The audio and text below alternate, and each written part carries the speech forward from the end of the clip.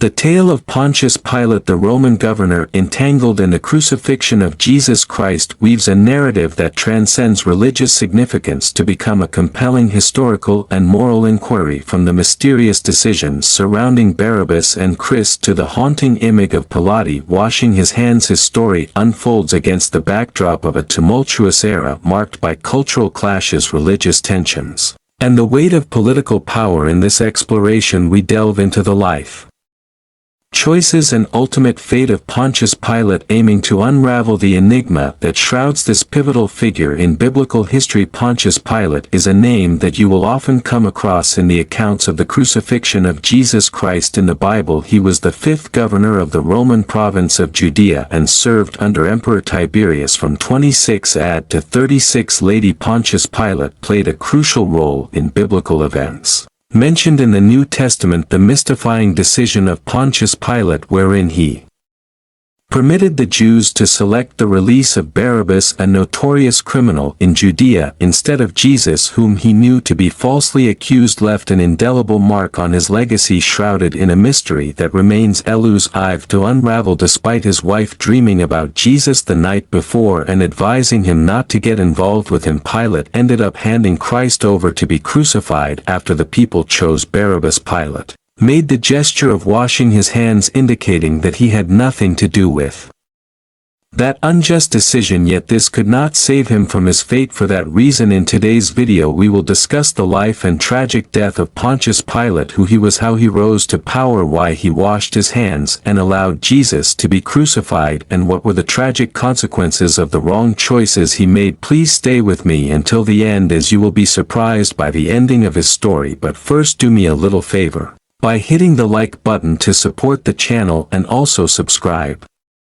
This will help you also to never miss an update when we upload a new video. Let's set the ball rolling now. To get a broad understanding of this man, let's look at it in this way. The Roman Empire conquered and occupied the region of Judea in 63 BCE, bringing it under Roman rule. This occupation was resented by many Jews who opposed foreign domination and yearned for political independence. The Romans and the Jews had distinct cultural and religious practices. The Romans were polytheistic, worshipping a pantheon of gods, while the Jews were monotheistic, believing in one God. This cultural and religious divide led to clashing beliefs and practices. The Roman Empire imposed heavy taxes on its provinces, including Judea, to fund its vast military and administrative expenses. The burden of taxation, along with other tributes, was a source of discontent among the Jewish population. Roman governors and prefects, such as Pontius Pilate,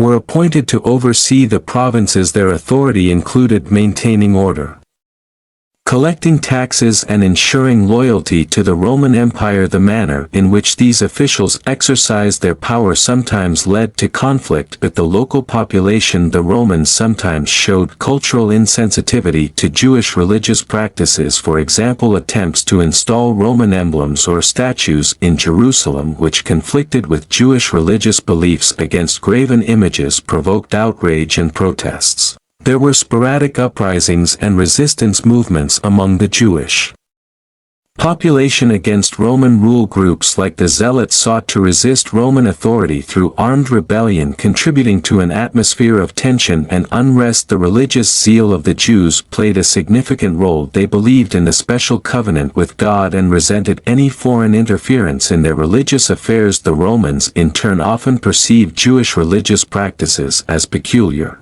and were suspicious of potential rebellious sentiments. This led to a series of tensions in the region where Pontius Pilate oversaw, therefore putting him under pressure in his governance. The early life of Pon Pilate is not extensively documented, and historical records provide limited information about his background. What is known comes from brief references in historical texts and the accounts of the New Testament. In the Bible, Pontius Pilate was born around the year 26 BC and came from a family that belonged to the Roman equestrian order, a social class below the senatorial class, but still considered Part of the Roman elite. The exact place of his birth is uncertain, but historical records suggest that he was likely born in central Italy. Family background and early upbringing are not well documented, and there is little information about his education or early career. He rose to prominence through his association with influential figures in Roman politics, which ultimately led to his appointment to key positions within the Roman Empire. Pilate's entry into public service is often attributed to his connections and relationships with influential individuals in Rome. It was not uncommon for individuals from the equestrian class to secure positions within the Roman administration through familial or political connections. Pilate's career in public service progressed, and he eventually became the prefect governor of the Roman province of Judea, a position he held from approximately 26 to 36 CE. Pilate shared a limited amount of civil and religious power with the Jewish Sanhedrin assembly of either 23 or 71 elders. As a prefect of Judea, he was responsible for the overall civil administration of the province. This included the enforcement of Roman law, the maintenance of public order, and the administration of justice. The prefect had command over the Roman military forces stationed in Judea. This authority allowed him to use military power to maintain order, suppress rebellions, and address any threats to Roman rule. Pilate oversaw the collection of taxes and tributes from the population of Judea. This was a crucial aspect of Roman governance, as the revenue generated from the provinces helped support the vast Roman Empire. Pilate served as the highest judicial authority in Judea. He had the power to preside over trials, pass judgments, and administer punishments. His decisions were expected to align with Roman law, and he had the power to inflict capital punishment. Yet in the case of Jesus, he didn't want to. Even in the Gospel of Luke we could read the up and down on Jesus' judgment, where he will send the responsibility to Herod, and still Herod will bring it back to him. The Apostle Luke describes Pilate as a leader who didn't want to take responsibility for such an important decision. In chapter 23, after finding no guilt in Jesus, he tries to pass the responsibility to Herod, a prince of Judea who had been responsible for ordering the beheading of the prophet John the Baptist 3 years earlier. As Herod returned the responsibility to Pilate, he handed it over to the Jewish people. In the